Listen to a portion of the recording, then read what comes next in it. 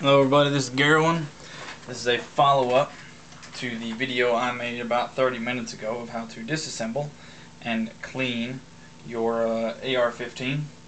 If you haven't seen that video yet, I'll go ahead and clarify that this is a Wyndham Weaponry HBC model AR-15 that's pretty much an exact replica of a military M4.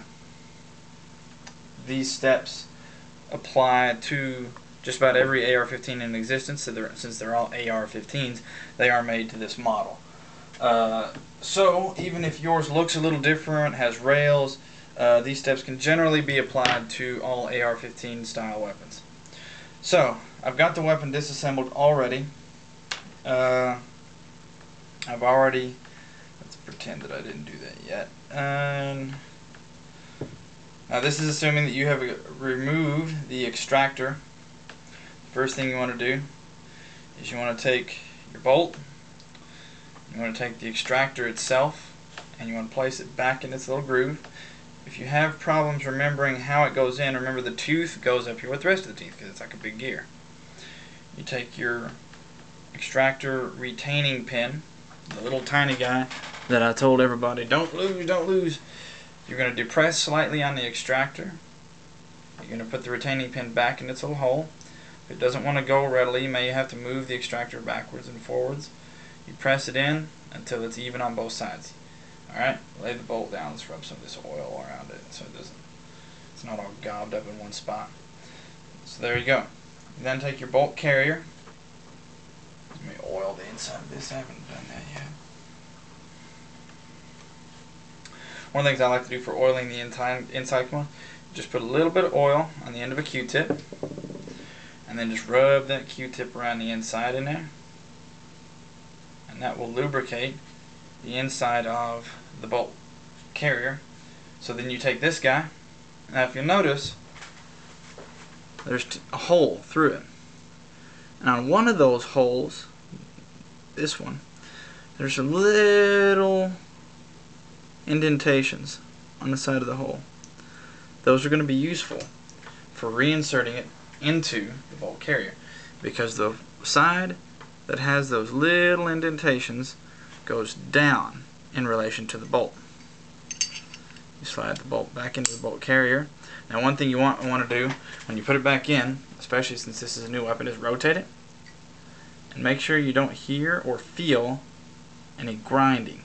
If you do, that means that there's dirt and grime still inside there and you need to take it off and do a better job of cleaning. In this case, we're fine. So you rotate it around so that the side without the indentations is facing up through this hole. The bolt is all the way to the rear. You take the bolt retaining pin, you drop down in here. Now you may have to rotate the bolt, maybe pull it out a little bit so that the pin can get in there. And just for reference, it rotates so that it's not blocked by the gas tube, just like it did whenever we took it out. Now once you get it in there, you there it goes. And then you're going to rotate it so that it is blocked by the gas tube.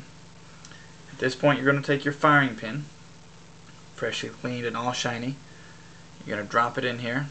You may want to catch it, and you'll notice that inside there, I don't know if you guys can see that or not, there's a little hole down in there that your firing pin goes down into. You'll know it's in there because obviously it'll go out of sight. Alright, this is not correct. See, it will go all the way forward. Alright, once the firing pin is in place, you take the firing pin retaining pin, the little cotter pin looking thing with the nub on one side, and you come to the side of the bolt. As you're facing the bolt face, it'll be the right side, because you'll see it's got a larger hole on this side than it does on this side. So from this side, you pinch the ends of the cotter pin together and you push them into the hole. Now if it gets like this and you can't get it all the way in, just twist it around, rotate it, And eventually, and if it resists, don't be too rough on it. Push it all the way in as far as it will go, so that it does not extend past the side of the bolt. And once you've done that, the firing pin will not come out. Now, set the bolt down. The bolt has been reassembled. Next thing we're going to reassemble, rotate you guys slightly. We're going to put my hand guards back on the barrel. The hand guards go on the barrel, so as it's facing up, one from the top and one from the bottom, like this, respectively. Alright? So you can press against the table, you can press it against your chest. I'm going to use my chest. Pull the ring back, just like we did to take them off. Now you'll notice that there's little teeth on top here and on the bottom. So what we do, we're going to pull the ring back, feed the top one in first. There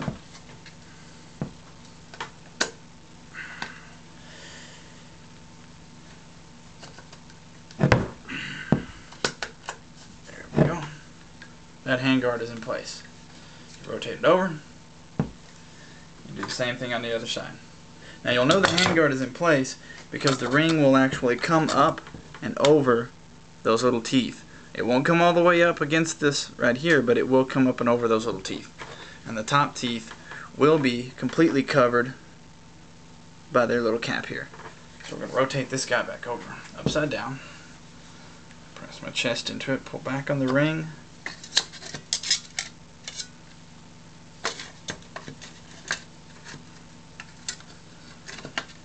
There we go, got the front one, top one, see? So pull back on the ring.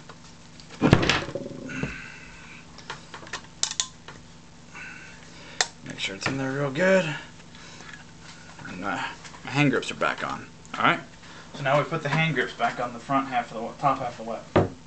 You take the lower receiver. Alright?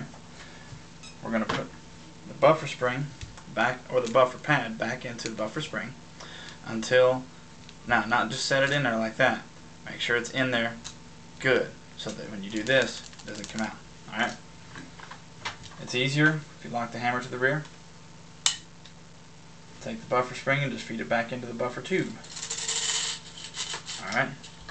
Be careful, it is spring loaded. It's not really strong, but it is kind of stiff. Push all the way back until that same little locking pin right there sticks up in front of the buffer spring, stopping it from coming out. Alright? Now, we've already oiled up and cleaned our charging handle. So we're going to take the top half of the weapon. You're going to place the charging handle in. Slide it forward until it drops into its little groove. Now one thing I like to do here is once you've got the charging handle in place, run it back and forth in its path. Make sure you do not feel any grit or grime inside of there. It should just feel smooth. If you feel or hear grit and grime, it's dirty and it needs to be cleaned some more. So you leave the charging handle out about halfway, because the next step is you take the bolt, carrier and all, pull the bolt out. You're going to place the bolt upside down with the gas tube inside the charging handle. Make sure this is within view of the camera. Okay, yeah, we're good. So you place the gas tube in the charging handle. Alright. Feed it into the upper receiver. And then you slide it forward. Lock the charging handle, press on the bolt until you kind of hear it lock into the front half of the weapon. It won't go forward anymore. Close our dust cover. Alright, now make sure that these bolts have not been pushed back in by you just moving it around a little bit. Place the weapon back together. You may have to push back slightly against the buffer spring. Lock the rear bolt because it's the easiest, and that leaves you free to lock the front bolt. Alright, now once you've got the weapon reassembled like this, it's always a good idea to do a functions check. One thing you want to do, pull your bolt back and let it slide forward multiple times just to make sure it does so freely. You don't hear any grime or grit. Alright, now to perform a functions check on an AR-15, Alright, you're going to pull the bolt back to the rear, let it slide forward. With the weapon unsafe, pull the trigger and make sure that it does not fire. Since this is a civilian model, I'm going to modify this procedure. We're going to place the weapon on fire, pointing the weapon in a safe direction, assuming you've already cleared it because we just had it apart. You're going to pull the trigger until you hear the weapon fire, and you're going to hold the trigger to the rear after you hear the hammer strike. You're going to hold the trigger to the rear, charge the weapon one time, make sure the bolt's all the way forward. With the trigger still held, you're going to release the trigger and you should hear the hammer fall. And then you pull the trigger one more time to relieve the pressure, and you've now performed a functions check on your AR-15. So, I'm not going to talk you guys through putting the sling back on it, because everybody and their brother has different types of slings and different styles, but that is how, from completely disassembled, that is how you reassemble your cleaned AR-15 and perform a functions check. If you have any questions or comments, leave them below in the video, and I'll get to them as I can. Hopefully I can make some more useful firearms related videos for you guys. Take care.